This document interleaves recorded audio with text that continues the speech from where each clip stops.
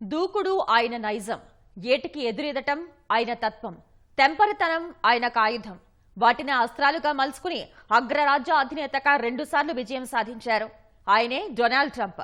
తన దూకుడుతో real estate tycoon గా ఎదిగిన ట్రంప్ రాజకీయ రంగంలో మరింత దుందుడుకు వైఖరితో అమెరికన్ల హృదయాలు కొలగొట్టారు.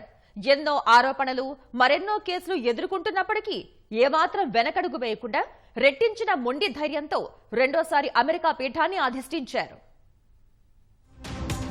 అగ్రరాజ్యం అధ్యక్ష ఎన్నికల్లో 3 సార్లు పోటీ చేసి 2 సార్లు Jayabheri మోగించిన Donald Trump real estate వ్యాపారం నుంచి రాజకీయ రంగంలోనూ తనదైన ముద్ర వేశారు. 1946 జూన్ 14న రియల్ ఎస్టేట్ దిగ్గజం ఫ్రెడ్ ట్రంప్, మేరీ అనే దంపతులకు 4వ సంతానంగా డొనాల్డ్ జన్మించారు. చిన్నప్పటి నుంచే తన కొంటె చేష్టలతో చిచ్చరపిడుగు అనే పేరు తెచ్చుకున్నారు. పాఠశాలలో డొనాల్డ్ అల్లరి తట్టుకోలేక ఉపాధ్యాయులు చేతులెత్తేయగా 13వ ఏట ట్రంప్ ను ఆయన తల్లిదండ్రులు మిలిటరీ అకాడమీలో చేర్చారు. తర్వాత పెన్సిల్వేనియా యూనివర్సిటీ నుంచి డిగ్రీ పట్టా పొందిన ట్రంప్ తన అన్నయ్య పైలట్ వృత్తిని ఎంచుకోవడం వల్ల తండ్రి వ్యాపారమైన రియల్ ఎస్టేట్ రంగంలో అడుగుపెట్టారు. తన సోదరుడు మద్యానికి బానిసై 43వ ఏట ప్రాణాలు కోల్పోవడం ట్రంప్ ను కలచివేసింది. ఫలితంగా ట్రంప్ ఆల్కహాల్, సిగరెట్లను పూర్తిగా మానేశారు.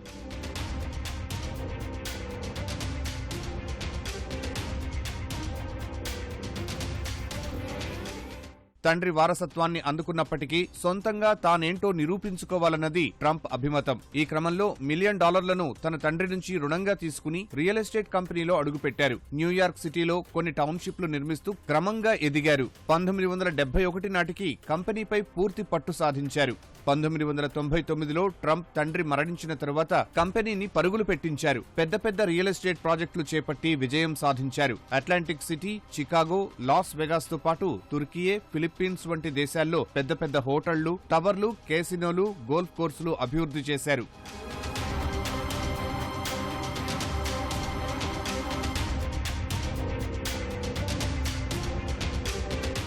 అనంతర కాలంలో వినోద రంగంలోనూ అడుగుపెట్టిన Trump Miss Universe, Miss USA, Miss Teen USA వంటి అందాల పోటీలు నిర్వహించారు. ఎన్బీసీ రియాలిటీ షో కూడా నిర్వహించారు. తన హావభావాలతో తుంటరిగా కనిపించే డొనాల్డ్ ట్రంప్ లో రచయిత కూడా దాగున్నారు. చాలా పుస్తకాలు రచించిన డొనాల్డ్ కొన్ని సినిమాల్లో కూడా నటించారు. రెజ్లింగ్ లోనూ సందడి చేసిన ట్రంప్ మద్యం నుంచి నెక్టైల వరకు అనేక వ్యాపారాల్లోనూ ప్రవేశించారు. తరువాత కాలంలో అనేక ఒడిదొడుకులు ఎదుర్కొన్న ట్రంప్ పలు సందర్భాల్లో దివాలా తీసే పరిస్థితి వరకు వెళ్లారు. ఈ క్రమంలో ట్రంప్ స్టీక్స్, ట్రంప్ యూనివర్సిటీ కుప్పకూలాయి.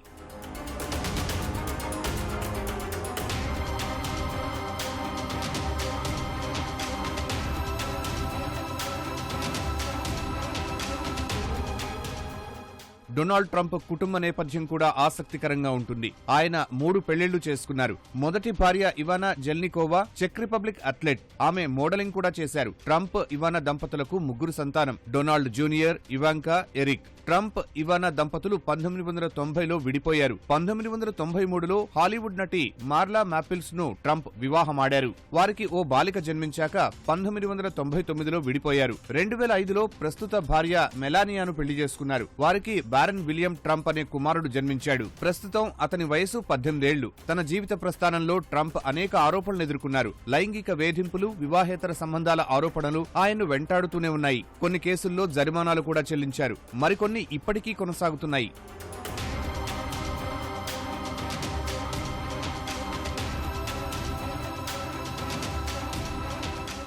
ఈ క్రమంలో రాజకీయ రంగ ప్రవేశం చేసిన ట్రంప్ 2000 సంవత్సరంలో రిఫార్మ్ పార్టీ నుంచి అధ్యక్ష ఎన్నికల రేసులో అడుగుపెట్టారు. 2012 నాటికి రిపబ్లికన్ పార్టీ అభ్యర్థిగా తెరపైకి వచ్చారు. తర్వాత 2016 ఎన్నికల్లో హిల్లరీ క్లింటన్ తో తలపడి అమెరికా 45వ అధ్యక్షుడిగా గెలిచారు. ఎన్నికల ప్రచారంలో దుందుడుకుగా వ్యవహరించడం, మెక్సికో నుంచి డ్రగ్స్ ను అడ్డుకుంటారని, అవసరమైతే సరిహద్దుల వెంట గోడ నిర్మిస్తానంటూ వినూత్న రీతిలో ప్రచారం చేశారు.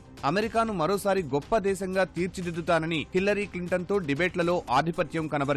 తద్వారా అమెరికన్ల మనసు గెలిచారు. 2017 జనవరి 20న అమెరికా 45వ అధ్యక్షుడిగా ప్రమాణం చేశారు.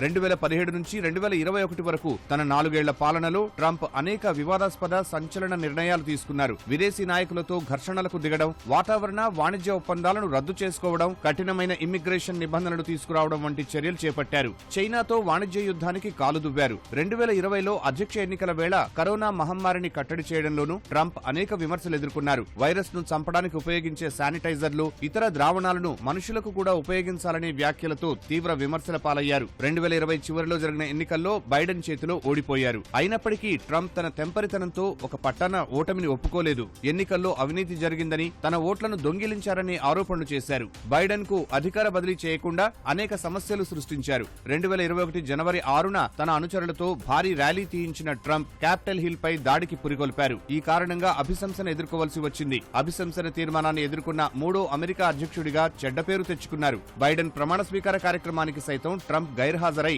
అపఖ్యాతి మూటగట్టుకున్నారు. అయితే పడిలేచిన కెరటం మాదిరిగా 2022 నాటికల్లా మరోసారి రిపబ్లికన్ల తరపున అధ్యక్ష ఎన్నికల బరిలోకి ట్రంప్ దూకారు. 4 క్రిమినల్ కేసులు సహా మొత్తం 91 అభియోగాలు ఎదుర్కొంటూనే అధ్యక్ష ఎన్నికల బరిలో నిలిచారు. వ్యూహాత్మకంగా వాటి విచారణ ఆలస్యమయ్యేలా చేస్తూనే అధ్యక్ష ఎన్నికల్లో పోటీ చేసి కమలా హ్యారిస్ పై విజయం సాధించారు. ట్రంప్నకు పెరుగుతున్న మద్దతు సహా 4 ఏళ్లలో నిరాశాజనక పనితీరు కనబరిచిన అధ్యక్షుడు బైడెన్ ను ఎన్నికల బరి నుంచి తప్పించిన డెమోక్రాట్లు ఉపాధ్యక్షురాలు కమలా హ్యారిస్ ను దింపినప్పటికీ సఫలీకృతం కాలేకపోయారు. ట్రంప్ అమెరికా 47వ అధ్యక్షుడిగా గెలిచారు.